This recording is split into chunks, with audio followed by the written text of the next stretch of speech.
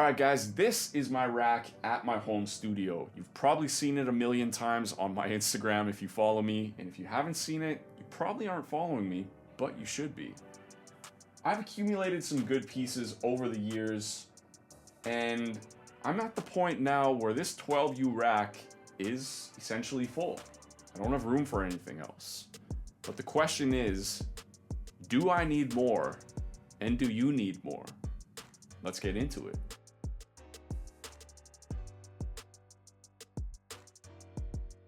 Hey, what's going on guys? Ty Dinelli from Risk Engineering.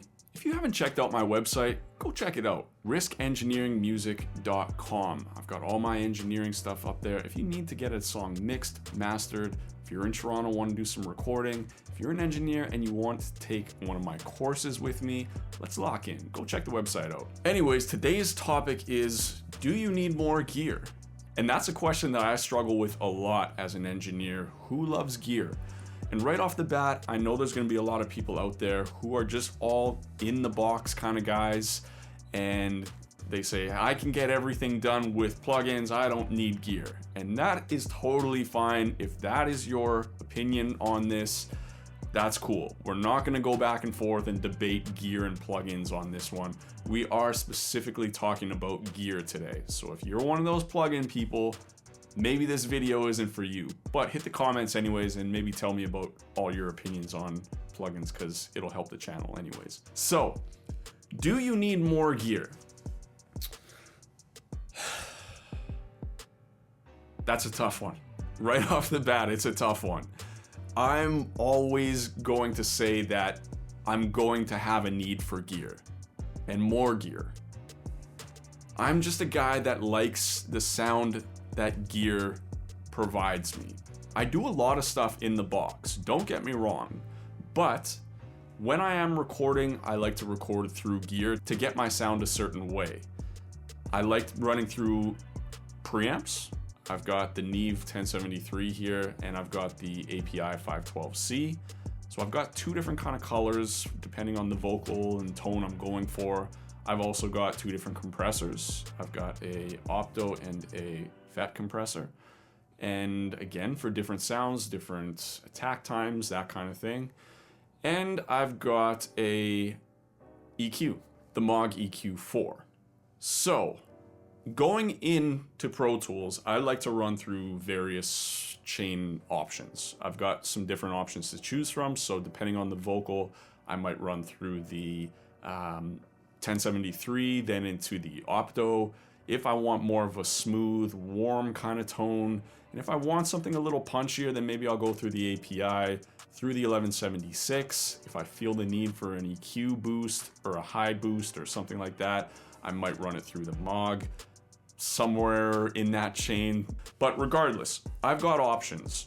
Now, I'm at a point right now where I feel like I don't necessarily need anything else for recording. Would I love to have more compressors? Of course. Would I love to have more preamps? Of course, who wouldn't? More EQs? Sure, why not? The options are endless, right, when it comes to gear. But one thing we gotta think about is, do we need this stuff? Or with what you have, is it okay? Are you content? Can you get the job done with just one preamp and a compressor? Of course. Can you get the job done with just the preamp? Of course. Can you get the job done with no gear and just going into your interface? Of course. Again, the options are endless, and whatever works for you at the end of the day. So if you're totally comfortable just going from your mic into your interface and you like the sound, you can do the rest in the box. That's great. Then maybe you don't need to buy any more gear. Maybe you don't need to invest in preamps and compressors and EQs and that kind of thing. You're just content with what you have. And if you have one preamp, one compressor, maybe you have an EQ and you're comfortable with that, you love the sound that you're getting, then don't buy any more gear. Gear can get expensive and you can just get a lot of pieces accumulated over time that might just sit in your rack and just kind of collect dust. For me specifically, everything in my rack serves a purpose. Again, I explained I've got a couple preamps, a couple different compressors for different tones, different sounds. I've got the EQ, and then I've got stuff for my mix bus. I've got the SSL Fusion and a bus compressor. Both of those are stereo. All my other things are just mono. So just those two things specifically are for my mix bus, drum bus, or individual instruments if I need them. But I've got things covered. Again, would I like another mastering EQ or another compressor for recording? I'd love to have a Tube Tech, but do I necessarily need it at the stage that I'm at right now? No, I don't. I've got things covered that get the job done and give me options, right? So ask yourself, do you need this? Do you really need that EQ? Do you really need that preamp? If you've already got one or you've got a few, again, the options are endless, so you have to be careful with it. Getting into gear can get addictive, trust me, and if you already have gear, you already know what I'm talking about. One thing kind of leads to another, and you just kind of always want more, but do you need it? Again, ask yourself that. Gear can get very, very expensive. We all know that. If you have gear already, trust me, I feel your pain, and I know your addiction. So for those that don't have gear and maybe you're wanting to get into it, maybe that is something. Maybe you say, yes, I do need more because you don't have anything, but you want to start getting into things. So the first thing I would recommend getting into would be a preamp. A preamp is always going to be your safest bet after you have a mic, or maybe you have a couple different mics. A good preamp is a good investment to get into first. After that, I might consider getting into a compressor. And then after that, if you want, getting into some kind of EQ. Again, this is more for recording. Obviously, you can use these things in the mix afterwards as inserts in your DAW. But if recording is your main thing, those for me are the steps that I would go in. Preamp, compressor, EQ. And then if you're more into mixing or mastering, then you might want to consider getting into more stereo pieces of gear. Stereo compressors, stereo EQs, any kind of mastering hardware that can do several different things, like the SSL Fusion, for instance, or the Neve Portico or something like that. So for me, getting into gear was, it was more of a want at the start. I wanted to have that analog sound. I wanted that warmth that you kind of get from it. And for me, I always, throughout my whole career, whenever I've had a month or a year where I've done well, that is the time where I decide I want to make a purchase on some gear. All that stuff you just saw at the beginning of the video, it's not like I just went out at once and bought all that stuff. I didn't have the money for that earlier on in my career. I accumulated pieces kind of one by one. So again, if I had a good month or if I had a good year, I'd say, cool, I've got some money put aside, I can afford to buy something like this. For me personally, I never like to just throw things on the credit card and just rack up credit card debt like that. I'm not trying to give you financial advice, but for me, I've always liked to just pay things off, unless it's like a massive purchase where it's like you need to. Like if you bought a house or an apartment or something like that, obviously you need to get a mortgage or something like that. But to me, that is good debt. And then there's bad debt where you're paying stuff off on your credit card and you're paying a high percentage on it. I've never liked to do that personally. Again, I'm not trying to give you guys financial advice, but for me, I've always liked to buy things outright or catch one of those gear websites or gear stores, your local store, where they're doing a financing thing where you're paying 0% interest. That's okay, I'd go for that. But I don't like putting things on my credit card and then paying a certain percentage every month to pay that stuff off. Again, that's just me.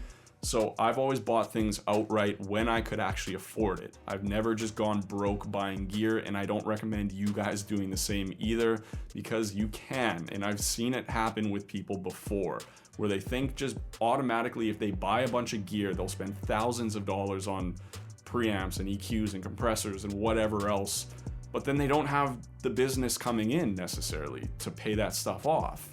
Or they think, if I just buy all this stuff, I'm instantly gonna get all these clients. They're gonna see all this crazy gear and they're gonna book with me 24/7. I'm telling you right now, that is not the case. Throughout my career, every time I've upgraded or purchased a new piece of gear, sometimes I would think like, oh man, like, trust me, I know this compressor is crazy. I spent a lot of money on this. And then I think right off the bat, I'm gonna start getting all these bookings because of this piece of gear. But at the end of the day, your clients 9 times out of 10 probably don't know about that gear. They don't know what it does, they don't know what it sounds like, and they don't know what it costs. So they don't really care. And that's another thing we're gonna get into another time. You gotta weigh things out in importance. Is your gear gonna bring clients in, or is your work and who you are as a person and the vibe of your studio, is that more important? I'm gonna leave that for now. But don't just think right off the bat that just because you go out and buy all this gear means you're instantly gonna get all these clients. I guarantee you, you're probably not. You might get some, but it's not gonna be like what you imagine, because again, your client, your average client, doesn't really know what that gear does, how much it is, and what it does for them. Over time, they might understand it, and when they come in, they might hear it, but right off the bat, don't go broke spending a ton of money on gear, thinking you're gonna instantly become this amazing engineer and being booked all the time. Keep that in mind. So at the end of the day, myself, I'm very content at the moment with my rack and what I have in it. Again, do I want more? Sure, I'm always gonna want more. Do I need more? Not necessarily. So ask yourself the same question too. If you don't have gear already, then maybe you do need some stuff. But keep in mind, it's not necessarily going to make you a better engineer and start getting booked all the time. And if you have some things already, maybe you've got a preamp, maybe you've got a compressor, but maybe you want to kind of do what I did and start getting some other things just so you have different sounds to kind of work with if you need it. Ask yourself, do you need that? And if you think you do, then go for it, by all means. But again, don't go broke in the process. Do it when you have the time, when it's financially pleasing for you, go for it.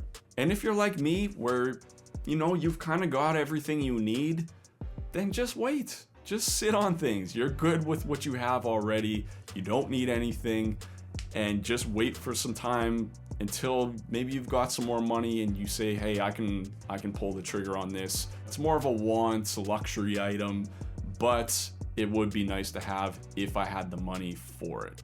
So I hope that gives you guys some clarity on this stuff. Drop a comment if you have any questions about anything. And if you haven't subscribed, hit that button, please. I would appreciate it. Until next time, we'll see you later, guys.